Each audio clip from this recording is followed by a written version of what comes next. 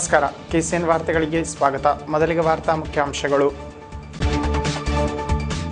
ಬರಡು ಭೂಮಿ ಫಸಲುಗೊಳಿಸಲು ಕುಟುಂಬಶ್ರೀ ಟೊಂಕ, ಬಂಜರು ಸ್ಥಳ ಗುರುತಿಸಿ ಕೃಷಿ, ಜೇಲ್ ಗುಂಪು ರೂಪು, ಬೀಜ ಗೊಬ್ಬರ ಮಾರುಕಟ್ಟೆ ಸಜ್ಜು. ಮಳೆ ಬಿರುಸುಗೊಳ್ಳುವುದಾಗಿ ಮುನ್ನೆಚ್ಚರಿಕೆ, ಅತಿವೃಷ್ಟಿಗೆ ಜಿಲ್ಲೆಯಲ್ಲಿ 30 ಲಕ್ಷ ನಷ್ಟ, 30 ಮನೆಗಳಿಗೆ ಹಾನಿ. ನಷ್ಟದಲ್ಲಿರುವ ಸಾರಿಗೆ ಬಸ್ಸಿಗೆ ಪ್ರಾಣವಾಯು, ಕೆಎಸ್ಆರ್ಟಿಸಿಯಲ್ಲಿ ಕೊರಿಯರ್ ಸೇವೆ ಆರಂಭ. ಗಾಳಿ ಮಳೆ ಕಡಿಮೆಯಾಗಿಯೂ ವಿದ್ಯುತ್ ಮೊಟಕಿಗೆ ಕೊನೆಯಿಲ್ಲ, ಜನರೋಷದ ಕಿಚ್ಚು ಹರಿಸಿ ಡಿವೈಎಫ್ಐಯಿಂದ ಉಪ್ಪಳ ವಿದ್ಯುತ್ ಕಚೇರಿ ದಿಗ್ಬಂಧನ. ಈಗ ವಾರ್ತೆಗಳ ವಿವರ. ಜಿಲ್ಲೆಯಲ್ಲಿ ಬರಡಾಗಿ ಉಳಿದಿರುವ ಬಂಜರು ಭೂಮಿಯನ್ನು ಕೃಷಿ ಭೂಮಿಯನ್ನಾಗಿಸಲು ಕುಟುಂಬಶ್ರೀ ಕ್ರಮ ಕೈಗೊಂಡಿದೆ. ಈ ಬಗ್ಗೆ ಕುಟುಂಬಶ್ರೀಯು ಸ್ಥಳ ಸರ್ವೆ ಆರಂಭಿಸಿದೆ. ರಾಜ್ಯವ್ಯಾಪಿಯಾಗಿ ಕುಟುಂಬಶ್ರೀ ಹಮ್ಮಿಕೊಂಡಿರುವ ಬಂಜರು ಭೂಮಿಯನ್ನು ಫಸಲು ಭೂಮಿಯನ್ನಾಗಿಸುವ ಯೋಜನೆಯ ಅಂಗವಾಗಿ ಜಿಲ್ಲೆಯಲ್ಲೂ ಕ್ರಮ ಜರುಗಿಸಲಾಗಿದೆ. ಸದ್ಯ ಬಳಕೆರಹಿತವಾಗಿ ಬಿದ್ದಿರುವ ರಸ್ತೆ ಬದಿಯ ಸ್ಥಳ, ಬಂಜರು ಭೂಮಿ ಎಂಬುವುಗಳನ್ನು ಪತ್ತೆ ಹಚ್ಚಿ ಅಲ್ಲಿ ಭತ್ತ, ಹರಿವೆ, ಬೆಂಡೆ, ತೊಂಡೆ, ಅಲಸಂಡೆ, ಇತರ ತರಕಾರಿ, ಗಡ್ಡೆ, ಗೆಣಸು ಎಂಬುವುಗಳ ಕೃಷಿ ನಡೆಸಲಾಗುವುದು. ಇದರ ಅಂಗವಾಗಿ ಸ್ಥಳ ಪತ್ತೆಗೆ ಪಂಚಾಯತ್ ಸದಸ್ಯ, ಕುಟುಂಬಶ್ರೀ ಕಾರ್ಯಕರ್ತರು, ಕೃಷಿಕರಾದ ಜನಪ್ರತಿನಿಧಿಗಳು ಎಂಬವರನ್ನೊಳಗೊಂಡ ಗುಂಪು ಪ್ರತಿಯೊಂದು ಪಂಚಾಯತಿನಲ್ಲಿ ಸರ್ವೆ ನಡೆಸಿ ಸ್ಥಳ ಪತ್ತೆ ಹಚ್ಚಲಿದೆ. ಈ ಸ್ಥಳಗಳನ್ನು ಗೇಣಿಗೆ ಪಡೆದು ಕುಟುಂಬಶ್ರೀಯ ಘಟಕವಾದ ಜಾಯಿಂಟ್ ಲಯಬಿಲಿಟಿ ಗುಂಪುಗಳು ಕೃಷಿ ನಡೆಸಲಿವೆ. ಇದರೊಂದಿಗೆ ವಿಷಮುಕ್ತ ತರಕಾರಿಗಳನ್ನು ಗ್ರಾಹಕರಿಗೆ ಒದಗಿಸಲು ಸಾಧ್ಯ ಎನ್ನಲಾಗಿದೆ. ಪ್ರತಿಯೊಂದು ಜಾಯಿಂಟ್ ಲಯಬಿಲಿಟಿ ಗುಂಪಿಗೂ ಕೃಷಿಗಾಗಿ ಕನಿಷ್ಠ 50 ಸೆನ್ಸ್ ಸ್ಥಳ ಲಭ್ಯವಾಗಲಿದೆ. ಸದ್ಯವುಳ್ಳ ಜೆ ಗುಂಪುಗಳು ಕೃಷಿ ಇಳಿಸಲು ಸಿದ್ಧವಿಲ್ಲದಿದ್ದಲ್ಲಿ ಹೊಸ ಗುಂಪು ರೂಪೀಕರಿಸಲಾಗುವುದು.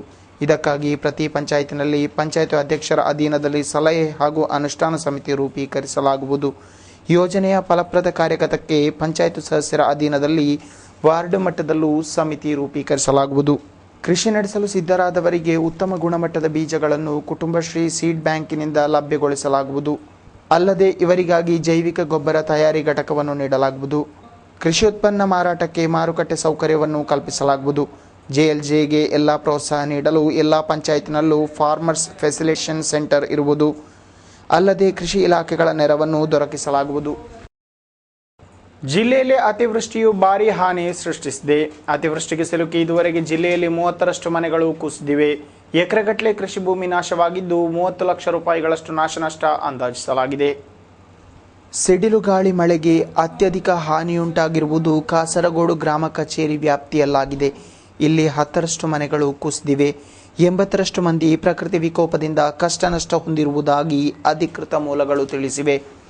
ಮಂಜೇಶ್ವರ ತಾಲೂಕಿನ 4 ಗ್ರಾಮ ಕಚೇರಿ ವ್ಯಾಪ್ತಿ, ಕಾಸರಗೋಡು ತಾಲೂಕಿನ 8, ವೆಳ್ಳೇರಿಕುಂಡು ತಾಲೂಕಿನ 1 ಗ್ರಾಮವು ಪ್ರಕೃತಿ ವಿಕೋಪಕ್ಕೆ ತುತ್ತಾಗಿದೆ. ನಾಡಿನಲ್ಲಿಡೀ ವಿದ್ಯುತ್ ವ್ಯತ್ಯಯವಾಗಿದೆ. ಕಡಲ್ಕೊರೆತ ತೀವ್ರಗೊಂಡಿದ್ದು ಅನೇಕ ಕುಟುಂಬಗಳನ್ನು ಸ್ಥಳಾಂತರಿಸಲಾಗಿದೆ. ಮುಂದಿನ ದಿನಗಳಲ್ಲಿ ಇನ್ನಷ್ಟು ಶಕ್ತಿಯುತವಾಗಿ ಮಳೆ ಸುರಿಯುವುದಾಗಿ ಹವಾಮಾನ ಇಲಾಖೆ ಮುನ್ಸೂಚನೆ ನೀಡಿದೆ. ಈ ಹಿನ್ನೆಲೆಯಲ್ಲಿ ಬಿಗು ಮುಂಜಾಗ್ರತೆ ಕಲ್ಪಿಸಲಾಗಿದೆ. ಶಾಲಾ ಅಧ್ಯಯನ ವರ್ಷ ಆರಂಭವಾಗಿ ತಿಂಗಳು ದಾಟಿಯೂ ಅಗತ್ಯ ಪಠ್ಯಪುಸ್ತಕ ವಿತರಿಸದ ಸರ್ಕಾರದ ನಿರ್ಲಕ್ಷ್ಯ ನೀತಿ ವಿರುದ್ಧ ಮಾನವ ಸರಪಳಿ ಬಿಗಿದು ಪ್ರತಿಭಟನೆ. ಶಿಕ್ಷಕರು ಹಾಗೂ ನೌಕರರು ರಾಜ್ಯದ ಎಲ್ಲ ಉಪಜಿಲ್ಲಾ ಕೇಂದ್ರಗಳಲ್ಲಿ ಕೇಂದ್ರೀಕರಿಸಿ ಮಾನವ ಸರಪಳಿ ಬಿಗಿದು ಪ್ರತಿಭಟಿಸಿದರು. ಪುಸ್ತಕಗಳ ಮುದ್ರಣ ಕೂಡ ಆರಂಭಿಸದೆ ವಿದ್ಯಾರ್ಥಿಗಳ ಭವಿಷ್ಯವನ್ನು ತೂಗುಯ್ಯಾಲೆಯಲ್ಲಿ ಸಿಲುಕಿಸುವ ನೀತಿಯನ್ನು ಸರ್ಕಾರ ಕೈಗೊಂಡಿರುವುದಾಗಿ ಆರೋಪಿಸಲಾಯಿತು. ಕಾಸರಗೋಡ್ನಲ್ಲಿ ಕೇಂದ್ರ ಸರ್ಕಾರಿ നൗಕರರ സംഘടನೆ ರಾಜ್ಯ പ്രധാന ಕಾರ್ಯದರ್ശി PV രാജേന്ദ്രൻ ഉദ്ഘാടിಸಿದರು. ഗവൺമെന്റിന്റെ സ്ഥാപിത താല്പര്യം പാഠപുസ്തകം സ്കൂളുകളിലേക്ക് എത്തിക്കുന്നതിനേക്കാൾ ഉപരിയായിട്ട് ഇതിൽ നിന്നും എങ്ങനെ അഴിമതി നടത്താം അല്ലെങ്കിൽ എങ്ങനെ കമ്മീഷൻ പറ്റാം എന്നുള്ള ചിന്താഗതിയിലൂടെ കാര്യങ്ങൾ പോകുന്ന സമയത്താണ് ഈ സംഭവമാകെ തന്നെ അട്ടിമറിയുന്ന രീതിയിലേക്ക് കാര്യങ്ങൾ പോയിക്കൊണ്ടിരിക്കുന്നത്. ಟಿ ಪ್ರಕಾಶ್ ಅಧ್ಯಕ್ಷತೆ ವಹಿಸಿದರು. C Shantakumari, V Chandran, P Manoj Kumar, VC Mathew ಮೊದಲಾದವರು ಮಾತನಾಡಿದರು. ಬದೇಡ್ಕ, ಮಂಜೇಶ್ವರ, ಪಾಲಕ್ಕನು, ಹೊಸದುರ್ಗ, ವೆಳ್ಳೇರಿಕೊಂಡು ಮೊದಲಾದೆಡೆಗಳಲ್ಲೂ ಮಾನವ ಸರಪಳಿ ನಡೆಸಲಾಯಿತು. ಎಲ್ಲ ಕೇಂದ್ರಗಳಲ್ಲಿ 100 ಮಂದಿ ಭಾಗವಹಿಸಿದರು. ಕೆಎಸ್ಆರ್ಟಿಸಿಯಲ್ಲಿ ಕೊರಿಯರ್ ಸೇವೆಯನ್ನು ಆರಂಭಿಸಲು ಸಾರಿಗೆ ಇಲಾಖೆ ನಿರ್ಧರಿಸಿದೆ. ಮುಂದಿನ ಜುಲೈ 7ರಿಂದ ಸೇವೆ ಆರಂಭಿಸಲು ಚಿಂತನೆ ನಡೆಸಲಾಗಿದೆ. ಈ ಮೂಲಕ ಕೆಎಸ್ಆರ್ಟಿಸಿಯ ಆದಾಯ ಹೆಚ್ಚಿಸಲು ಗುರಿ ಇರಿಸಲಾಗಿದೆ. ಕೊರಿಯರ್ ಸೇವೆ ನಡೆಸುವ ಮೂಲಕ ನಷ್ಟದಲ್ಲಿರುವ ಸಾರಿಗೆ ಇಲಾಖೆಗೆ ಒಂದಿಷ್ಟು ಆರ್ಥಿಕ ನೆರವು ಒದಗಬಹುದೆಂಬ ಲೆಕ್ಕಾಚಾರ ಸಾರಿಗೆ ಇಲಾಖೆಯದ್ದು. 2014ರ ಜನವರಿ ತಿಂಗಳಲ್ಲಿ ಕೆಎಸ್ಆರ್ಟಿಸಿಯ ದೈನಂದಿನ ಗಳಿಕೆ 4,47,00,000 ರೂಪಾಯಿ ಆಗಿತ್ತು. ಅದೀಗ 5,65,00,000 ರೂಪಾಯಿಗೆ ಏರಿದೆ. ಇದೀಗ ದೈನಂದಿನ ಗಳಿಕೆಯನ್ನು 7 ಕೋಟಿ ರೂಪಾಯಿಗಳಿಗಷ್ಟು ಏರಿಸುವ ಗುರಿ ಹೊಂದಲಾಗಿದೆ. ಈ ಮಧ್ಯೆ ಕಲ್ಲಿಕೋಟೆಯಿಂದ ಕಾಸರಗೋಡು ಮಂಗಳೂರು ಮೂಲಕ ಮುಂಬೈಗೆ ಬಸ್ಸು ಯಾನ ಆರಂಭಿಸಲು ಕೂಡ ಸಾರಿಗೆ ಇಲಾಖೆ ನಿರ್ಧಾರ ಕೈಗೊಂಡಿದೆ. ಪದೇ ಪದೇ ವಿದ್ಯುತ್ ಮೊಟಕಾಗುತ್ತಿರುವುದನ್ನು ಖಂಡಿಸಿ ಡಿವೈಎಫ್ಐಯ ಬಂದ್ಯೋಡ್ ಹಾಗೂ ಉಪ್ಪಳ ವಲಯ ಸಮಿತಿ ನೇತೃತ್ವದಲ್ಲಿ ಮಾರ್ಚ್ ಪ್ರತಿಭಟನೆ ನಡೆಯಿತು. ಉಪ್ಪಳಪೇಟೆಯಿಂದ ವಿದ್ಯುತ್ ಕಚೇರಿಗೆ ಸಾಗಿದ ಮೆರವಣಿಗೆಯಲ್ಲಿ ವಿದ್ಯುತ್ ಮಂಡಳಿ ಅಧಿಕಾರಿಗಳ ವಿರುದ್ಧ ಘೋಷಣೆಗಳು ಮೊಳಗಿದವು. ಉಪ್ಪಳ ಹಾಗೂ ಬಂದ್ಯೋಡ್ ಪ್ರದೇಶಗಳಲ್ಲಿ ಕಳೆದ ಕೆಲ ದಿನಗಳಿಂದ ವಿದ್ಯುತ್ ಪದೇ ಪದೇ ಮೊಟಕಾಗುತ್ತಿದ್ದು, ಇದನ್ನು ವಿರೋಧಿಸಿ ಡಿವೈಎಫ್ಐ ವಲಯ ಸಮಿತಿ ಹೋರಾಟ ಕೈಗೊಂಡಿತು.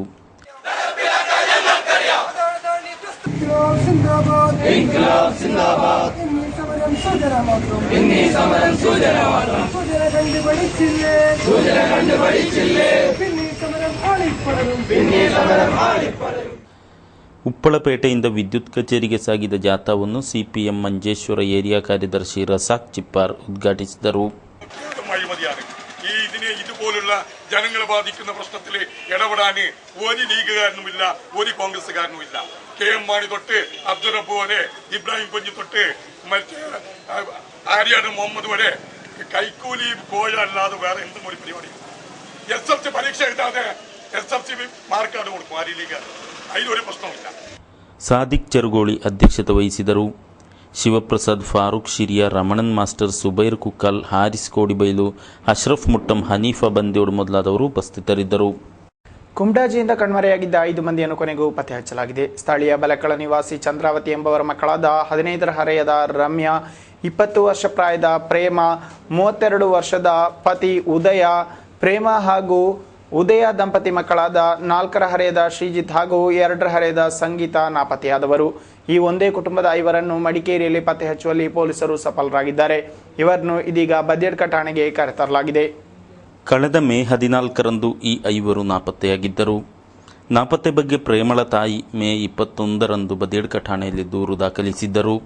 ತನಿಖೆ ಕೈಗೊಂಡ ಅಧಿಕಾರಿಗಳು ಉಡುಪಿ, ಉಜಿರೆ, ಬಂಟ್ವಾಳ, ಧರ್ಮಸ್ಥಳ ಮೊದಲಾದೆಡೆ ತೆರಳಿ ಸೈಬರ್ ಸೆಲ್ನ ನೆರವಿನಿಂದ ಶೋಧ ನಡೆಸಿದರೂ ಕಂಡುಹಿಡಿಯಲು ಸಾಧ್ಯವಾಗಿರಲಿಲ್ಲ. ತರುವಾಯ ಕರ್ನಾಟಕದ ಪೊಲೀಸರ ಸಹಾಯದೊಂದಿಗೆ ತೀವ್ರ ಹುಡುಕಾಟ ನಡೆಸಿದ್ದು, ಮಡಿಕೇರಿಯ ಮದನಾಡಿನ ಮನೆಯೊಂದರಿಂದ ಪತ್ತೆ ಹಚ್ಚಲಾಗಿದೆ. ತಂಗಿದ್ದ ಮನೆಯು ಇವರ ಸಂಬಂಧಿಕರದ್ದೆಂದು ತಿಳಿದು ಬಂದಿದೆ. ನಾಪತ್ತೆಯಾಗಿರುವ ದೂರು ದಾಖಲಿಸಿರುವ ಬಗ್ಗೆ ತಮಗೆ ಮಾಹಿತಿ ಇರಲಿಲ್ಲವೆಂದು ಪ್ರಾಥಮಿಕ ತನಿಖೆ ವೇಳೆ ಇವರು ಹೇಳಿಕೆ ನೀಡಿದ್ದು, ಆದರೂ ಹೇಳದೆ ಕೇಳದೆ ಹೋದ ಕುರಿತು ಸಮಗ್ರ ತನಿಖೆಯನ್ನು ಪೊಲೀಸರು ನಡೆಸುತ್ತಿದ್ದಾರೆ. ಇವರನ್ನು ಬದಿಯಡ್ಕ ಪೊಲೀಸರಿಗೆ ಹಸ್ತಾಂತರಿಸಲಾಗಿದೆ. ಬಸ್ಸು ಚಾಲಕನಿಗೆ ಹಲ್ಲೆಗೈದ ಪ್ರಕರಣ ದಾಖಲಾಗಿದೆ. ಕರ್ನಾಟಕ ಸಾರಿಗೆ ನಿಗಮ ಬಸ್ಸಿನ ಚಾಲಕ ಮಂಗಳೂರು ಶಕ್ತಿನಗರದ ನಿವಾಸಿ ಪಿ ಜಗದೀಶ ಹಲ್ಲೆಗೊಳಗಾದವರು. ಇವರನ್ನು ಕಾಸರಗೋಡಿನ ಜನರಲ್ ಆಸ್ಪತ್ರೆಯಲ್ಲಿ ದಾಖಲಿಸಲಾಗಿದೆ. ಗುರುವಾರ ಬೆಳಿಗ್ಗೆ ಕಾಸರಗೋಡಿನ ಕೆಎಸ್ಆರ್ಟಿಸಿ ಬಸ್ ನಿಲ್ದಾಣದಲ್ಲಿ ಘಟನೆ ನಡೆದಿದೆ. ಬಸ್ಸಿನಲ್ಲಿ ತರಲಾಗಿದ್ದ ಪಾರ್ಸೆಲ್ ವಿಷಯಕ್ಕೆ ಸಂಬಂಧಿಸಿದಂತೆ ನಡೆದ ವಾಗ್ವಾದವೇ ಹಲ್ಲೆಗೆ ಕಾರಣವೆಂದು ಪ್ರಾಥಮಿಕ ತನಿಖೆಯಿಂದ ತಿಳಿದುಬಂದಿದೆ. ರಾಜ್ಯ ಪರಿಸರ ಹವಾಮಾನ ಇಲಾಖೆ ಹಾಗೂ ಹೈಯರ್ ಸೆಕೆಂಡರಿ ರಾಷ್ಟ್ರೀಯ ಸೇವಾ ಯೋಜನೆಯ ಜಂಟಿ ನೇತೃತ್ವದಲ್ಲಿ ಹಸಿರುವನ ಯೋಜನೆಯ ರಾಜ್ಯ ಮಟ್ಟದ ಉದ್ಘಾಟನಾ ಕಾರ್ಯಕ್ರಮ ಜರುಗಿತು. ಗುರುವಾರ ಮುಳ್ಳೇರಿಯ ಸರ್ಕಾರಿ ಹೈಯರ್ ಸೆಕೆಂಡರಿ ಶಾಲೆಯಲ್ಲಿ ಸಮಾರಂಭ ನಡೆಯಿತು. ಹಸಿರುವನ ಯೋಜನೆಯ ರಾಜ್ಯ ಮಟ್ಟದ ಉದ್ಘಾಟನೆಯನ್ನು ಶಾಸಕ ಎನ್.ಎ. ನೆಲ್ಲಿಕುನ್ನು ನೆರವೇರಿಸಿದರು.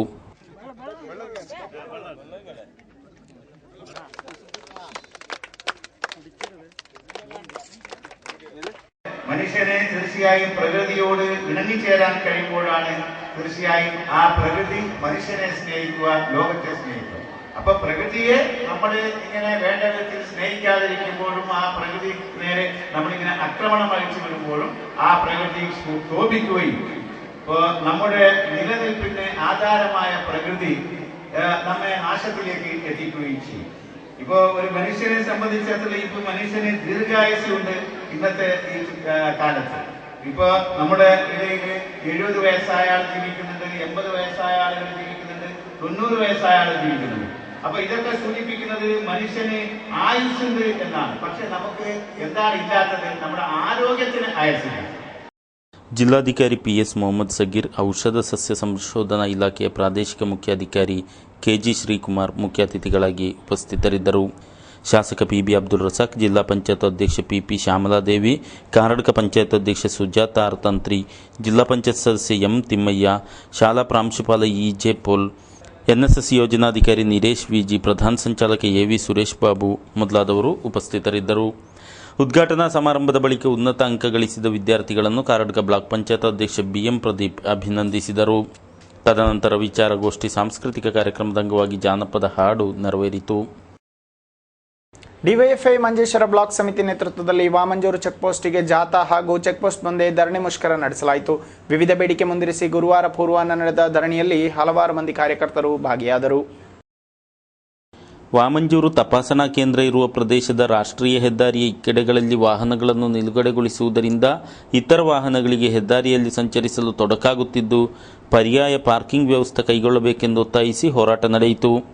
ವಾಮಂಜೂರು ಪೇಟೆಯಿಂದ ಚೆಕ್ಪೋಸ್ಟ್ಗೆ ಸಾಗಿದ ಮಾರ್ಚ್ ಅನ್ನು ഡിവൈഎഫ്ഐ ജില്ലാ ಕಾರ್ಯದರ್ശി K മണികണ്ഠൻ ഉദ്ഘാಟಿಸಿದರು. ഈ നാടിനകത്തെ ജനങ്ങൾക്കും വളരെ നന്നായിട്ട് അത് ബോധ്യമുള്ള കാര്യമാണ്. കഴിഞ്ഞ കുറെ കാലമായി ഡിവൈഎഫ്ഐ ഉൾപ്പെടെയുള്ള പുരോഗമന പ്രസ്ഥാനങ്ങൾ ഈ ചെക്ക് പോസ്റ്റിലെ ഗതാഗത കുരുക്കും അതുപോലെ തന്നെ ഗതാഗത കുരുക്ക് മൂലം ഉണ്ടാകുന്ന ജനങ്ങൾക്കുണ്ടാകുന്ന പ്രയാസങ്ങളെ സംബന്ധിച്ചുമെല്ലാം അധികാരികളുടെ ശ്രദ്ധയിൽപ്പെടുത്തിയതുമാണ്. ഇതിനു മുമ്പും ഇതുപോലെയുള്ള ചില സൂചനാ പ്രതിഷേധങ്ങൾ ഡിവൈഎഫ്ഐയുടെ നേതൃത്വത്തിൽ ഉയർത്തിക്കൊണ്ടുവരികയും ചെയ്തിട്ടുണ്ട്. എന്നിട്ടും ആ വിഷയത്തിനൊരു ശാശ്വതമായ പരിഹാരം കാണുന്നതിനു വേണ്ടി അധികാരികളോ സർക്കാരോ യാതൊരുവിധ നടപടിയും സ്വീകരിക്കുന്നില്ല എന്നുള്ളതുകൊണ്ടാണ് വീണ്ടും ശക്തമായിട്ടുള്ള ഒരു പ്രതിഷേധത്തിലേക്ക്, ഒരു സമരത്തിലേക്ക് വരാൻ ഡിവൈഎഫ്ഐയെ പ്രേരിപ്പിച്ചത്. ಪ್ರಶಾಂತ್ ಕನಿಲ ಅಧ್ಯಕ್ಷತೆ ವಹಿಸಿದರು. ಸಾದಿಕ್ ಚರ್ಗೋಳಿ ಸ್ವಾಗತಿಸಿದರು. ಭಾರತಿ ಸುಳ್ಯಮೆ, ಹನೀಫ್ ಚಿನ್ನಮೊಗರು, ಸಿದ್ದಿಕ್ ಪಾವೂರು, ಇಬ್ರಾಹಿಂ ರಾಮತಮಜಲು ಮೊದಲಾದವರು ನೇತೃತ್ವ ವಹಿಸಿದರು. KR ಜಯಾನಂದ, ಯೋಗೀಶ್ ಕೆ ಮುಖ್ಯ ಭಾಷಣ ಮಾಡಿದರು. ಅಪ್ರಾಪ್ತ ಬಾಲಕಿಯನ್ನು ಕಿರುಕುಳಗೈಯಲು ಯತ್ನಿಸಿದ ಆರೋಪದ ಮೇರೆಗೆ ವ್ಯಕ್ತಿಯನ್ನು ಸೆರೆ ಹಿಡಿಯಲಾಗಿದೆ. ಅಡೂರು ಸಮೀಪದ ಚೀನಡ್ಕ ಎಂಬಲ್ನ ನಿವಾಸಿ 32 ವರ್ಷ ಪ್ರಾಯದ ಅಬ್ದುಲ್ ಹಮೀದ್ ಪ್ರಕರಣದ ಆರೋಪಿ. ಕಳೆದ ದಿನ ಸಂಜೆ ಶಾಲೆಯಿಂದ ಮನೆಗೆ ಹಿಂತಿರುಗುತ್ತಿದ್ದ 10ನೇ ತರಗತಿ ವಿದ್ಯಾರ್ಥಿನಿಯನ್ನು ಬೈಕಿನಲ್ಲಿ ಹಿಂಬಾಲಿಸಿ ಬೇಂಗತಡ್ಕ ಎಂಬಲ್ಲಿ ಕೈ ಹಿಡಿದು ಎಳೆಯಲು ಯತ್ನಿಸಿರುವುದಾಗಿ ದೂರು ದಾಖಲಾಗಿದೆ. ಬದಿಯಡ್ಕ ಠಾಣಾ ಪೊಲೀಸರು ತನಿಖೆ ನಡೆಸುತ್ತಿದ್ದಾರೆ. SYS SKSSFನ ಉಳುವಾರು ಶಾಖೆಯ ಆಶ್ರಯದಲ್ಲಿ ವಿಶೇಷ ರಂಜಾನ್ ಪ್ರವಚನ ಕೈಗೊಳ್ಳಲಾಗಿದೆ. ವಿಖ್ಯಾತ ಪ್ರವಚನಕಾರರು, ಪಂಡಿತರು, ಅಬುದಾಬಿಯ ಬ್ರಿಟಿಷ್ ಇಂಗ್ಲಿಷ್ ಶಾಲೆಯ ಇಸ್ಲಾಮಿಕ್ ಮುಖ್ಯಸ್ಥರು ಆಗಿರುವ ಉಸ್ತಾದ್ ಸಿಮ್ಸಾರುಲ್ ಹಕ್ ಹುದವಿ ಅವರು ಪ್ರವಚನ ನೀಡಲಿರುವರು. ಶನಿವಾರ ಪೂರ್ವಾಹ್ನ 9 ಗಂಟೆಗೆ ಕುಂಬಳೆಯ ಬಂಬ್ರಾಣ ಉಳುವಾರ್ನಲ್ಲಿ ಕಾರ್ಯಕ್ರಮ ನಡೆಯಲಿರುವುದಾಗಿ ಸಂಬಂಧಿತರು ಕಾಸರಗೋಡಿನಲ್ಲಿ ನಡೆದ ಸುದ್ದಿಗೋಷ್ಠಿಯಲ್ಲಿ ತಿಳಿಸಿದ್ದಾರೆ. ಪ್ರವಚನ ಕಾರ್ಯಕ್ರಮವನ್ನು ಪೂರ್ವಾಹ್ನ ಜರುಗಲಿರುವ ಸಮಾರಂಭದಲ್ಲಿ ಮಂಗಳೂರು ಚಂಬರಿಕಾ ಕಾಸಿ ತ್ವಾಕಾ ಅಹಮದ್ ಮೌಲವಿ ಉದ್ಘಾಟಿಸಲಿರುವರು. ಕರ್ನಾಟಕ ಆರೋಗ್ಯ ಸಚಿವ UT ಖಾದರ್ ಮುಖ್ಯ ಅತಿಥಿಗಳಾಗಿ ಪಾಲ್ಗೊಳ್ಳಲಿದ್ದಾರೆ. ಕುಂಬೋಲ್ ಮೊಹಮ್ಮದ್ ಶಮೀಮ್ ತಂಗಳ್ ಸಹಿತ ಪ್ರಮುಖರು ಭಾಗವಹಿಸಲಿರುವರು. കുമ്പള ഉളുവാറിൽ SKSFന്റെ കീഴിൽ PA അറബി മെമ്മോറിയൽ ലൈബ്രറി തുടങ്ങുന്നുണ്ട്. അപ്പോൾ അതിൻ്റെ ഭാഗമായിട്ട് ആ നാട്ടിലെ സാംസ്കാരിക രംഗത്തുള്ള സജീവമായ ഒരാളാണ് PA മുഹമ്മദ് അറബി എന്ന് പറയുന്നത്. അപ്പോൾ അദ്ദേഹത്തിൻ്റെ പേരിൽ SKSF SYSന്റെ കീഴിൽ വിപുലമായ നിലക്കുള്ള ഒരു ലൈബ്രറി വരുന്ന 26-ാം തീയതി വെള്ളിയാഴ്ച വൈകുന്നേരം തുടങ്ങുന്നു. അപ്പോൾ അതിൻ്റെ ഭാഗമായി 27-ാം തീയതി സിംസാറുൽ ഹക്ക് ഉദവിയുടെ റമദാൻ പ്രഭാഷണം നടക്കുന്നുണ്ട്. ಈ ಬಗ್ಗೆ ಜರುಗಿದ ಸುದ್ದಿಗೋಷ್ಠಿಯಲ್ಲಿ SKSSF ವಲಯ ಸಮಿತಿ ಅಧ್ಯಕ್ಷ ಸುಬೈರ್ ನಿಸಾಮಿ, ಸ್ವಾಗತ ಸಮಿತಿ ಅಧ್ಯಕ್ಷ KB Abubakar, PA Abdul Khader, Hussain ಉಲ್ವಾರ್, NK Abdullah ಮೌಲವಿ ಮೊದಲಾದವರು ಉಪಸ್ಥಿತರಿದ್ದರು. ಅರಣ್ಯ ಇಲಾಖೆ ಸಿಬ್ಬಂದಿಗೆ ಇರಿದು ಗಾಯಗೊಳಿಸಿದ ಪ್ರಕರಣದಲ್ಲಿ ಇಬ್ಬರನ್ನು ಬಂಧಿಸಲಾಗಿದೆ. ಆದೂರು ಸಮೀಪದ ಮೊಟ್ಟಕುಂಜ ನಿವಾಸಿ 43 ವರ್ಷ ಪ್ರಾಯದ ಗೋಪಾಲ ಇರುತಕ್ಕೊಳಗಾದವರು. ಇವರನ್ನು ಕಾಸರಗೋಡಿನ ಖಾಸಗಿ ಆಸ್ಪತ್ರೆಯಲ್ಲಿ ದಾಖಲಿಸಲಾಗಿದೆ. ಪ್ರಕರಣ ಸಂಬಂಧ ಸ್ಥಳೀಯ ತೋಟದ ಮೂಲ ನಿವಾಸಿ ಐತಪ್ಪ ಹಾಗೂ ಬೆಳ್ಳೂರಡ್ಕದ ಅಬ್ದುಲ್ ಹಮೀದ್ ಎಂಬವರಿರುವರನ್ನು ಸೆರೆ ಹಿಡಿಯಲಾಗಿದ್ದು ನ್ಯಾಯಾಲಯಕ್ಕೆ ಹಾಜರುಪಡಿಸಲಾಗಿ ಕೋರ್ಟ್ ಆರೋಪಿಗಳಿಗೆ ರಿಮಾಂಡ್ ವಿಧಿಸಿದೆ. ಕೊನೆಗೆ ಮತ್ತೊಮ್ಮೆ ವಾರ್ತೆಗಳ ಮುಖ್ಯಾಂಶಗಳು. ಬರಡು ಭೂಮಿ ಫಸಲುಗೊಳಿಸಲು ಕುಟುಂಬಶ್ರೀ ಟೊಂಕ, ಬಂಜರು ಸ್ಥಳ ಗುರುತಿಸಿ ಕೃಷಿ, ಜೇಲ್ ಗುಂಪು ರೂಪು, ಬೀಜ ಗೊಬ್ಬರ ಮಾರುಕಟ್ಟೆ ಸಜ್ಜು. ಮಳೆ ಬಿರುಸುಗೊಳ್ಳುವುದಾಗಿ ಮುನ್ನೆಚ್ಚರಿಕೆ, ಅತಿವೃಷ್ಟಿಗೆ ಜಿಲ್ಲೆಯಲ್ಲಿ 30 ಲಕ್ಷ ನಷ್ಟ, 30 ಮನೆಗಳಿಗೆ ಹಾನಿ. ನಷ್ಟದಲ್ಲಿರುವ ಸಾರಿಗೆ ಬಸ್ಸಿಗೆ ಪ್ರಾಣವಾಯು, ಕೆಎಸ್ಆರ್ಟಿಸಿಯಲ್ಲಿ ಕೊರಿಯರ್ ಸೇವೆ ಆರಂಭ. ಗಾಳಿ ಮಳೆ ಕಡಿಮೆಯಾಗಿಯೂ ವಿದ್ಯುತ್ ಮೊಟಕಿಗೆ ಕೊನೆಯಿಲ್ಲ, ಜನರೋಷದ ಕಿಚ್ಚು ಹರಿಸಿ ಡಿವೈಎಫ್ಐಯಿಂದ ಉಪ್ಪಳ ವಿದ್ಯುತ್ ಕಚೇರಿ ದಿಗ್ಬಂಧನ. ಇಲ್ಲಿಗಿಂದಿನ ವಾರ್ತಾ ಪ್ರಸಾರ ಮುಕ್ತಾಯವಾಯಿತು. ಮುಂದಿನ ವಾರ್ತಾ ಪ್ರಸಾರದೊಂದಿಗೆ ಮತ್ತೆ ಭೇಟಿಯಾಗೋಣ. ವಂದನೆಗಳು.